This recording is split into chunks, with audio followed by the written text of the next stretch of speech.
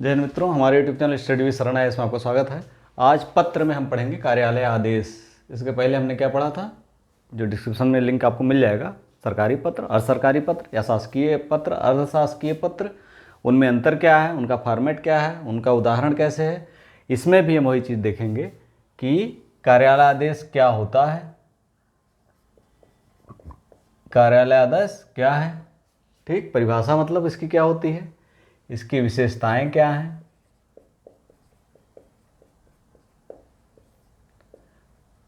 इसका प्रारूप कैसे बनता है और उदाहरण एक देखेंगे। इतनी चीज़ें हम इसमें देखेंगे। तो सबसे पहले देखते हैं कार्यालय आदेश होता क्या है। हम जानते हैं कि ऑफिसेज होती हैं, जैसे हर डिपार्टमेंट की अपनी ऑफिस होती है।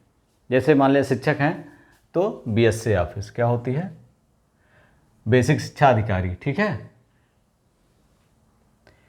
तो बेसिक शिक्षा अधिकारी की ऑफिस होती है बीएसए, या अगर स्वास्थ्य विभाग में है तो सीएमओ ऑफिस, मुख्य चिकित्सा अधिकारी ऑफिस।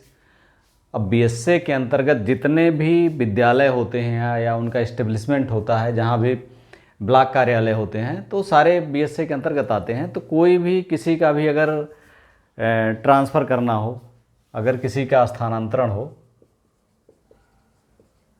किसी का ईएल स्वीकृत करना हो, अवकाश स्वीकृत करना हो,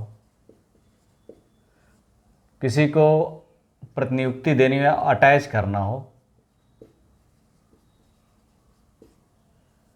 ठीक, या इस तरह से कोई भी कार्यालय आदेश, जैसे कोई सूचना किसी के लिए निर्गत करनी हो, सूचना, कोई भी सूचना हो किसी के लिए निर्गत करनी हो, कोई आदेश देना हो किसी को, तो ये सब सारी चीज़ें कार्यालय के अंतर्गत, जैसे बीएसए ऑफिस है तो बीएसए द्वारा विभिन्न कर्मचारियों जो विभिन्न ऑफिसेज में कार्यरत हैं, अलग अलग ब्लॉक में कार्यालय में अपने ब्लॉक, अपने जहाँ बैठते हैं उनके साथ ही अन्य ब्लॉक में जो कार्यरत हैं, उनको जो एक लेटर इशू होता है, चाहे स्थानांतरण के लिए हो, नियुक्ति के लिए हो, स्वीकृत छुट्टी के लिए स्वीकृति हो, या अन्य कोई नियम कानून लागू करना हो, तो उसके लिए जो एक आदेश जारी किया था उसे कार्यालय आदेश कहते हैं। नाम ही है कार्यालय आदेश, कार्यालय का आदेश। जैसे मुख्य चिकित्सा अधिकारी का हो, जिलाधिकारी का हो, या मुख्य जो जिला जज का हो, मतलब उनका जो कार्यालय के अंतर्गत उनके जो लेटर, उनके उस कार्यालय के अंतर्गत कार्य करने वाले जो भी कर्मचारी होते हैं, उनके लिए जो कुछ लेटर इशू होते हैं उसे कार्यालय आदेश कहते हैं। अब सबसे बड़ी बात आती है इसका प्रारूप क्या होता है। प्रारूप के पहले इसकी विशेषताएं देख लेते हैं, क्या होता है विशेषताएं, या तो पहले प्रारूप बता दें, उसके बाद तब आपके समझ में आएगा। जैसे प्रारूप जो होता है इसका सीधा साधा होता है। जैसे कार्यालय आदेश ऊपर यहाँ नहीं लिखा जाए, कार्यालय आदेश अगर लिखना हो तो सबसे पहले क्या हो जाएगा, कार्यालय आदेश बीच में, जैसे मान लें इधर A4 साइज पेपर है ऐसे ऐसे, तो कार्यालय आदेश संख्या, यहाँ आप संख्या लिख देंगे। फिर विभाग, ये नीचे विभाग हो जाएगा, ठीक। फिर उसके बाद स्थान हो जाएगा,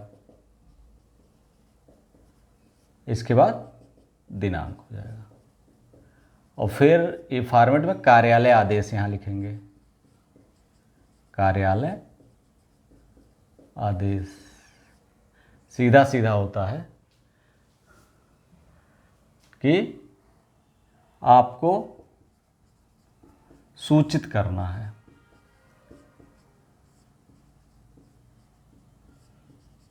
या आदेश देना है, फिर अपना लेटर लिख दीजिए, और जो भेज रहा है उसका हस्ताक्षर पदनाम, यहाँ पद नाम होता है, और यहाँ पर कार्यालय आदेश बाईं तरफ कार्यालय आदेश संख्या जो भी है जिसको भेजा जाना है। पहला मान लें का खा गा को भेजा आपने, दूसरा मान लें चा छा जा को भेजा आपने, ये आपको लिखना है यहाँ पे कार्यालय आदेश संख्या के नीचे, यहाँ सिग्नेचर हस्ताक्षर हो गए। तो इस तरह से एक फॉर्मेट बनता है, उसे कार्यालय आदेश कहते हैं। अब देखिए इसकी विशेषताएं क्या होती हैं। इसे विशेषताओं में देखा जाए तो सबसे पहली विशेषता, यहाँ बीच में कार्यालय आदेश संख्या और विभाग नीचे, उसके नीचे स्थान और दिनांक यहाँ लिखा जाता है, ठीक, बीच में लिखा आता है। उसके नीचे कार्यालय आदेश सीधा साधा पत्र होता है, यानी औपचारिक भाषा में लिखा होता है, सरल भाषा में।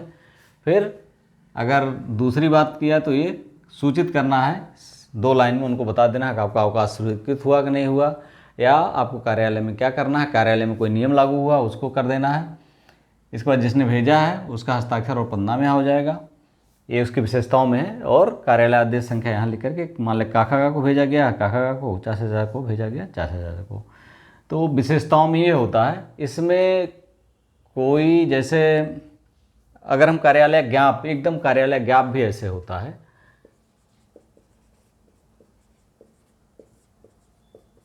तो इसमें जो है कार्यालय आदेश में ये थोड़ा सा सीमित लोगों के लिए होता है, 1-2 लोगों के लिए होता है, 4-6 लोगों के लिए होता है आदेश। कार्यालय आदेश एक आदेश है। और कार्यालय ज्ञाप जो होता है, किसी कार्यालय में कोई नियम कानून लागू करना होता है, पूरे व्यापक तौर पर सबके लिए लागू होता है, तो एक विज्ञप्ति के रूप में, ज्ञाप के रूप में उसको निकाल देते हैं, तो कार्यालय ज्ञाप हो जाता है। ये कार्यालय आदेश है। समझ गए हम कार्यालय आदेश। अब इसका फॉर्मेट आपने देख लिया है। मान लिया कोई हम अवकाश संबंधित कोई कार्यालय ज्ञाप बताते हैं, वो कार्यालय आदेश आपको बताते हैं। मान लिया जैसे कोई छुट्टी जो पहले निर्बंधित अवकाश था, वो अब राजपत्रित अवकाश राज्य सरकार ने घोषित कर दिया। अब उसको कार्यालय आदेश के माध्यम से पूरे विभाग को बताना है कि हाँ, इस दिन ये निर्बंधित अवकाश था, इसको सूचित कर दिया गया है सरकार द्वारा, राजपत्रित अवकाश। अब इस दिन कार्यालय बंद रहेगा, ये बताना है कार्यालय उस दिन बंद रहेगा। तो मान लिया सचिवालय में या लोक सेवा आयोग, तो यहाँ आप लिखेंगे संख्या, ये आप लिख दीजिए 312/2025, ठीक, कुछ भी लिख दीजिए आप, यहाँ पर कोई वो नहीं है। इसके बाद कार्यालय लोक सेवा आयोग उत्तर प्रदेश, ठीक, ये हो गया प्रयागराज, ठीक। दिनांक यहाँ लिख दीजिए नीचे, दिनांक क्या है आज, मान लिया आज है 23/9/2025। नीचे लिखिए कार्यालय आदेश, कार्यालय आदेश। आपको लिखना है, सीधे सीधे लिख देना है कि आप सभी को सूचित किया जाता है कि, मान लिया कोई भी दिनांक लिखिए, दिनांक, कोई दिनांक डाल दीजिए, को दिनांक कितना को विश्वकर्मा पूजा जो पहले निर्बंधित अवकाश था, निर्बंधित अवकाश था, राज्य सरकार द्वारा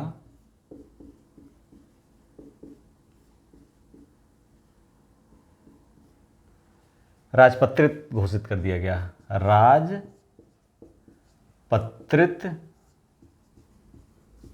अवकाश घोषित कर दिया गया है, ठीक, बस यही लिख देना है। अतः दिनांक जो तिथि हो, इस तिथि को कार्यालय में अवकाश रहेगा, ठीक। हस्ताक्षर यहाँ, हस्ताक्षर चा छा जा अवर सचिव या सचिव लिख दीजिए यहाँ पे, और प्रतिलिपि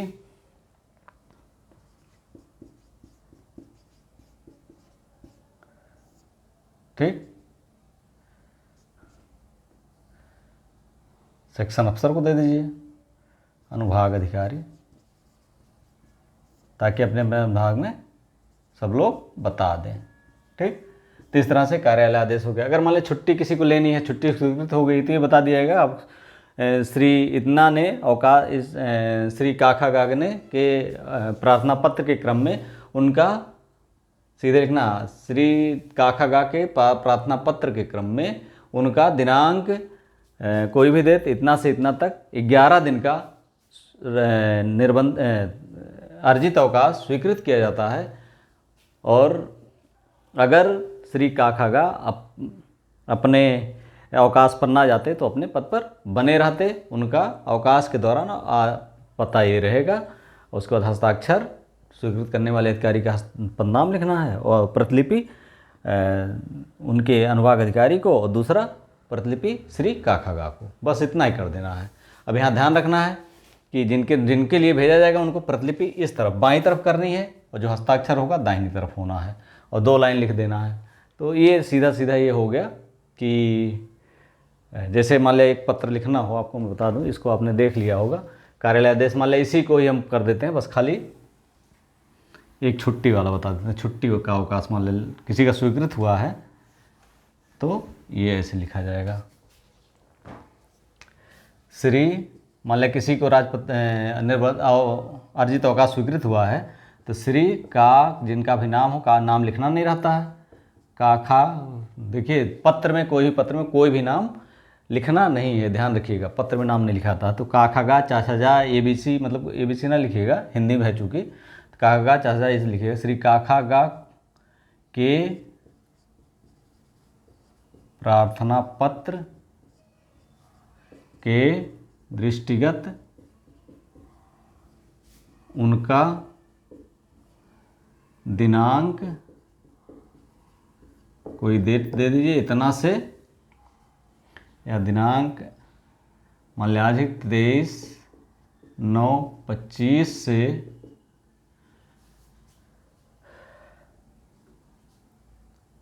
30 दिनांक 30/9/25 तक, ब्रैकेट में लिख दीजिए कितना दिन हो गया, 8 दिन, 8 दिवस का उपार्जित अवकाश स्वीकृत किया जाता है।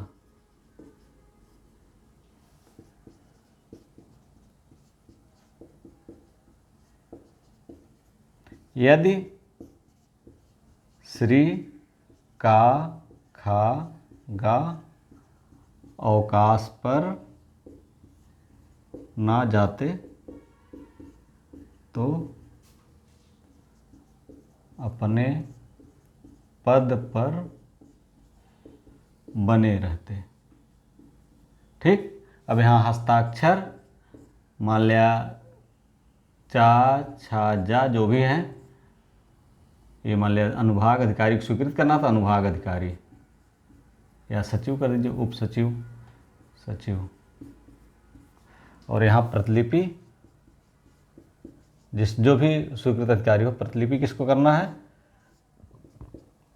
किसको, श्री काखागा को सूचनार्थ।